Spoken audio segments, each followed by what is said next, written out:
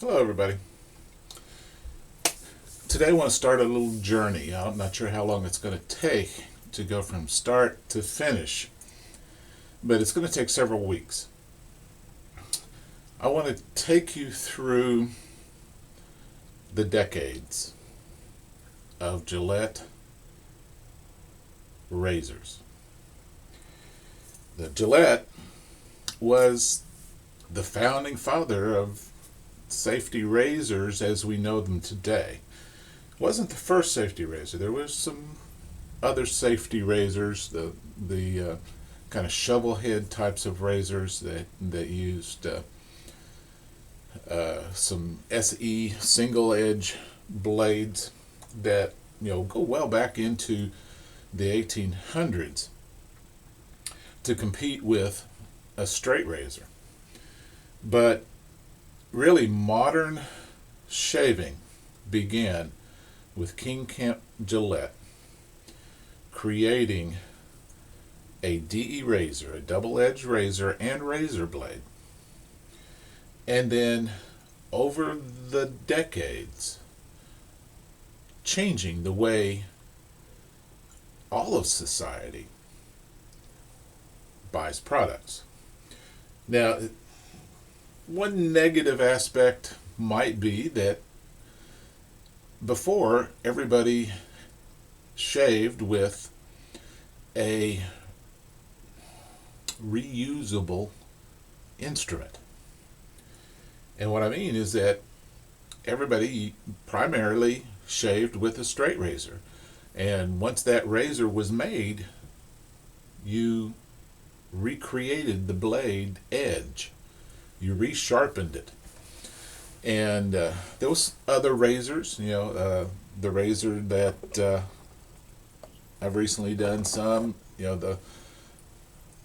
the Rolls razor, where it has mechanisms to resharpen. Those were an early version back in the 1920s. A lot of other different versions of that type of razor. Well, Gillette created a razor blade that you disposed of, you threw away, and that marketing continued on with a lot of stuff. So now we're in a very, very throwaway society where we throw away even big stuff. We don't repair them anymore. It used to be when I was growing up, every town had a little repair shop where you took your radios and your various equipment and things and you had them repaired. Well, we don't do that anymore. We check it and we buy something else. But King Kemp Gillette created a razor, pretty much something like this. 1904, got the patent. 1905, started really producing. This was the first really what became popular design. This was a three-piece razor. Other razor designs later on became a two-piece, but basically there's a piece you unscrew at the bottom. You lift up, there's the head, and then there's the base, the main piece. And you see that this has got comb, open comb, and the open comb design was pretty popular even amongst other types of razors. A lot of them had an open comb. I'm going to put a new treat blade in, but you put the blade in here, and you put the top cap on, or bottom base plate on. You screw it down. Blades line up, and there you go. This is called the old style Gillette. It's the old style. It was produced basically, from best I can tell, from 1905 until about 1920. In the history, he started selling razors, started selling razor. This razor, this is not a Gillette razor.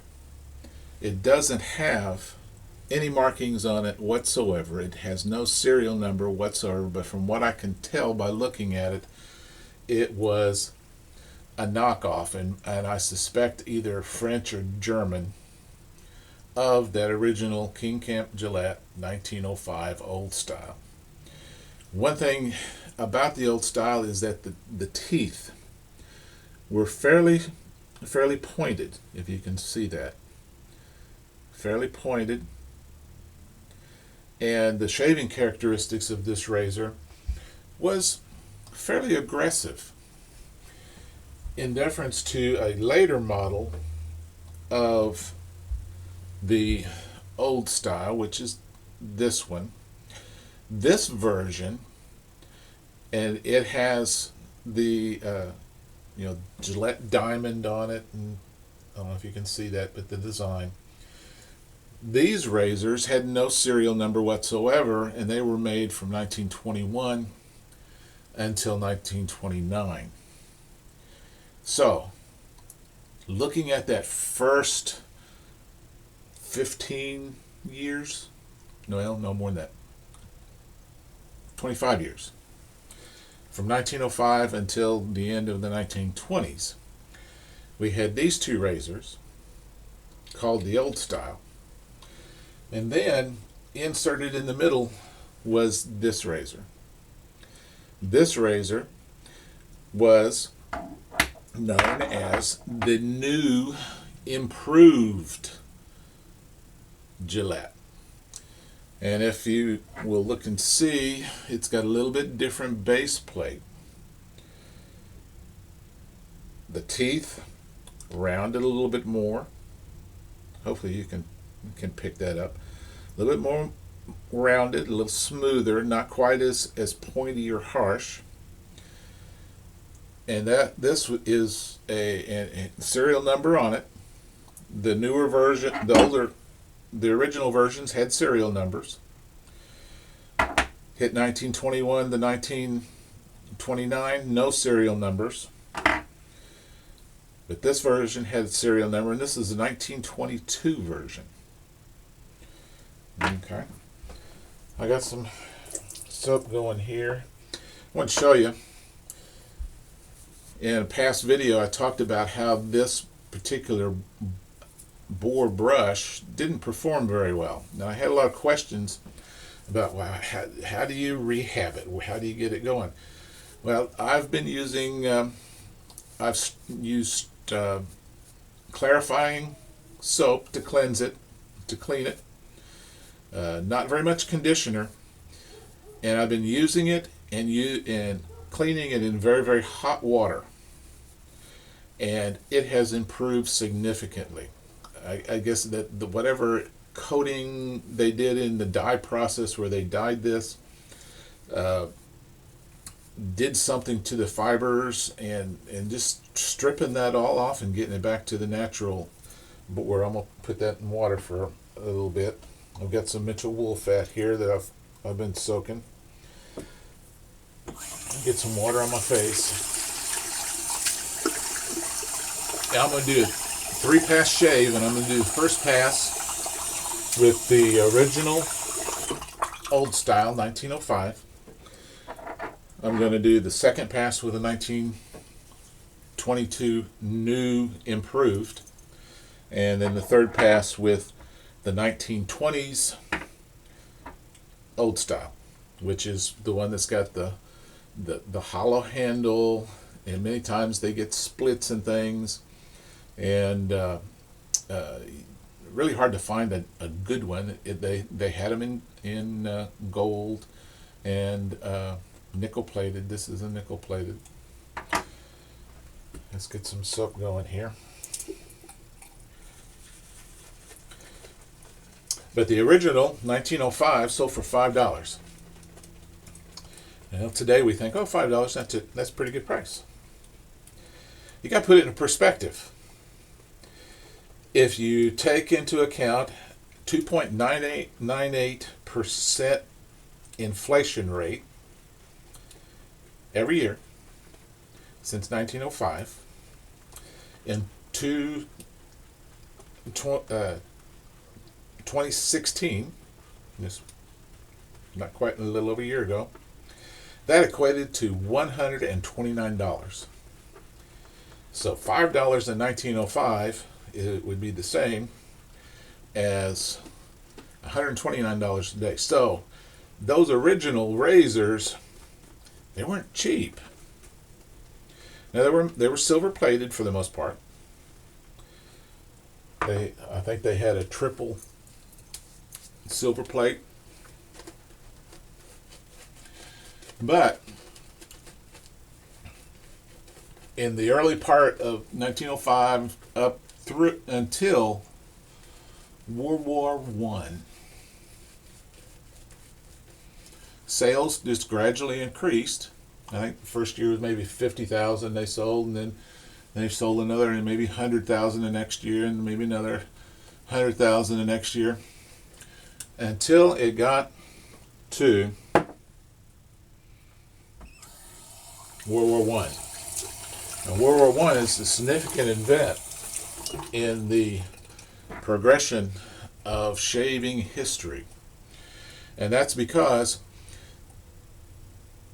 around the mouth had to be cleaned to wear a gas mask.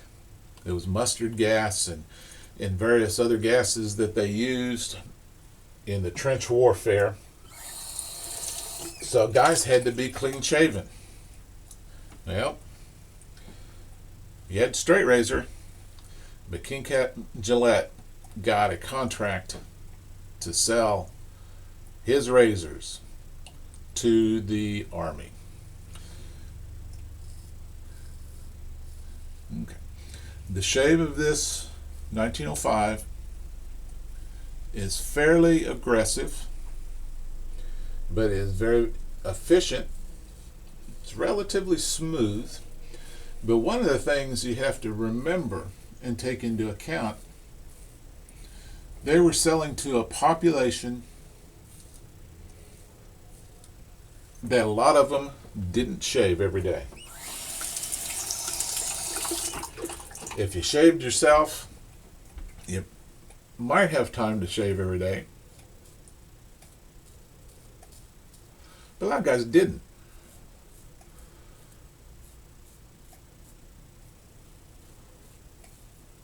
They might shave maybe once, twice a week, maybe.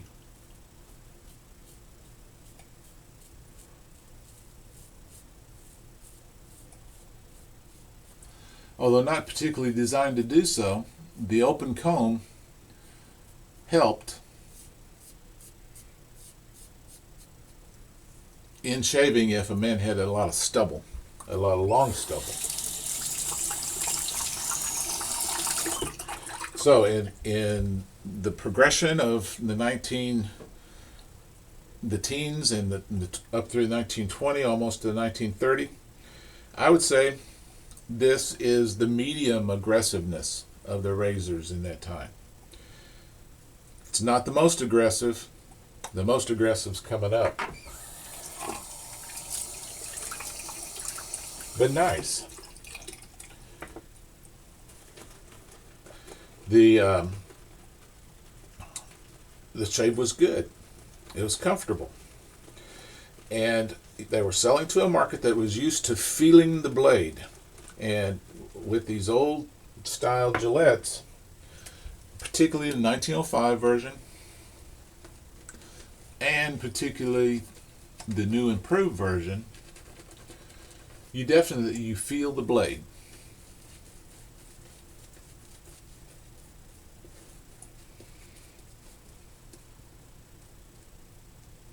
And that's what the shaving population at that time, I imagine, wanted. Now this is very, very similar in design. Piece comes off here, 3-piece there, base plate, put it on, screw it. Okay. Now this one, the new improved, it doesn't gouge as much as the pointy tips of the straight razor. And also, I think kind of the way this is, guys weren't used to shaving with a safety razor. So guess what? They didn't know the angle. They had to learn it. Having the little pointed tips on this, if you got it at the wrong angle, it kind of poked a little bit, which is not a bad thing because you wanted to have about a 20-degree angle. If you went like that too much, you got poked. Well, the new improved rounded those edges off a little bit. But in my opinion, the 1922 new improved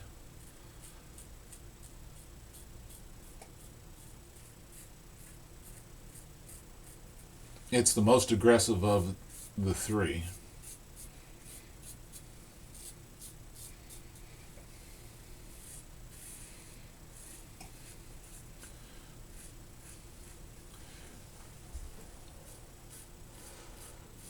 And there's a lot of times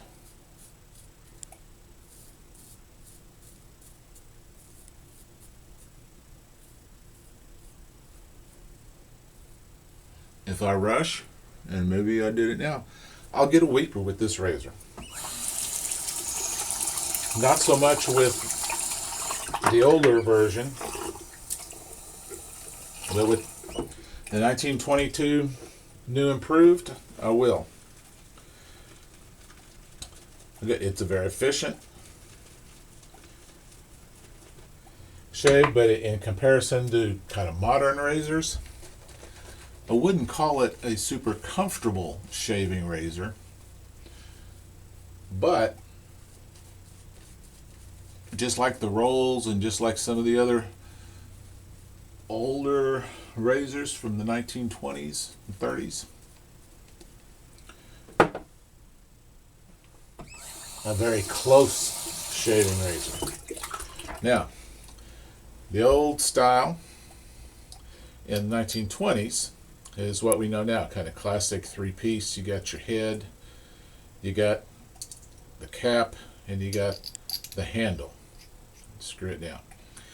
Now, if you look at this is more rounded.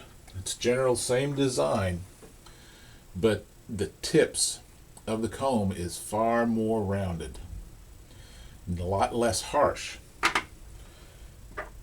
It's not as pronounced a blade gap as in the new improved. And what did that do?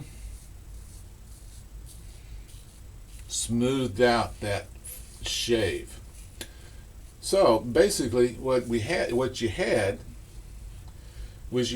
had in the 1920s a whole population of men who started shaving pretty much every day when they were in the army,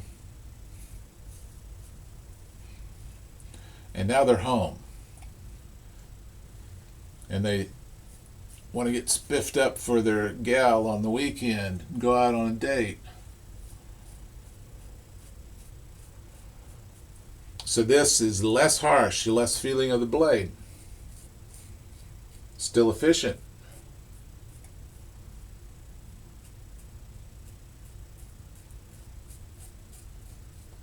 You can go much faster with this and you won't get weepers. And this is pretty much the old style that a lot of us know because there's a lot more of them around. The production was up. Sales were up.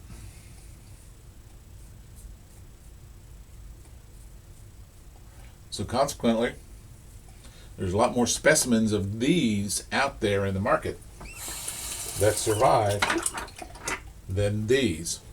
Now, the very first version of this had two rings. There were two rings up here, and then the after a couple of years, I believe you saw in the some of the ads that I showed at the beginning of this video, advertisements for double rings. And basically the focus of those ads was you can get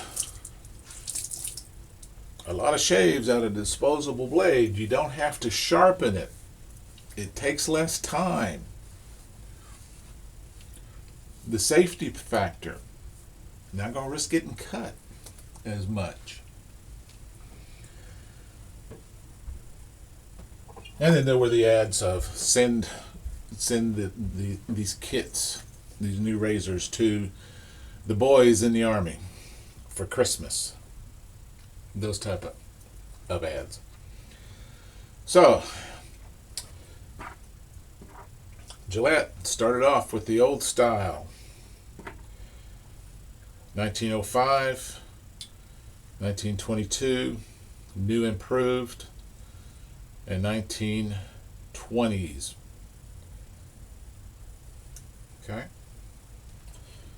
That was the beginning of the Gillette Razor empire.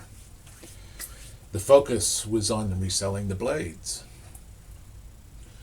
The focus was on creating a market to sell those blades. And it was only later that Gillette developed the blade that we know today. The blade that was used in these didn't have a lot of the other cutouts. They were more just basically almost a rectangle with rounded edges and some holes in them, 3 holes to fit, the post and these 2 little posts down here, these bullets. It was only later that the cutouts and all those various things that we see on our modern DE razor blade. But $129 comparison of price from 1905 until current puts a little bit different perspective on what we pay for razors and think about. You can pick up a razor for $30, $40, $50. A third, a half of what guys were paying for razors at the very beginning. And it's probably comparable to buying a straight razor. But it moved into the era of convenience. It's more convenient to use a disposable razor. You don't have to take the time to sharpen it. And you don't have the risk of getting cut. And that's how Gillette made the empire. Next time I'm going to talk about the 1930s and the development, and probably even move maybe up into even in the 1940s. Because pretty much the things that developed in the 1930s kind of continued on into the war, and then not much happened during the war years, and it only picked up then afterwards. But the next one we'll talk about Gillette Razors in the 30s.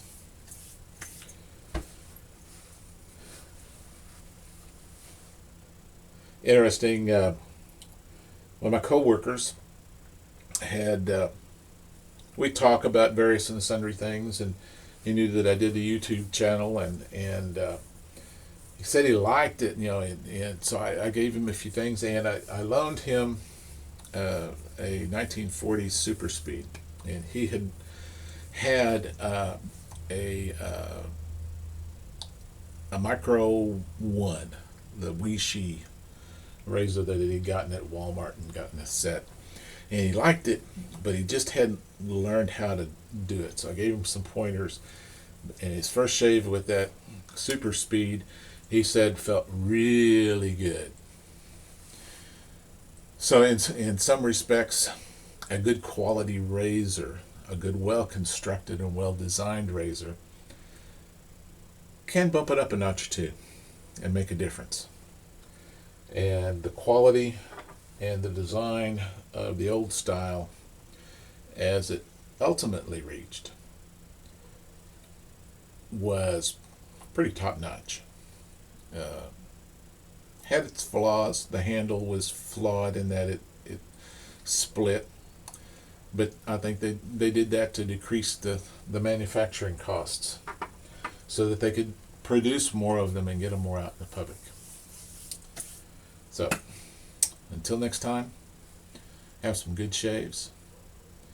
Work hard at being happy, but definitely be safe. We'll talk with you later. Bye-bye.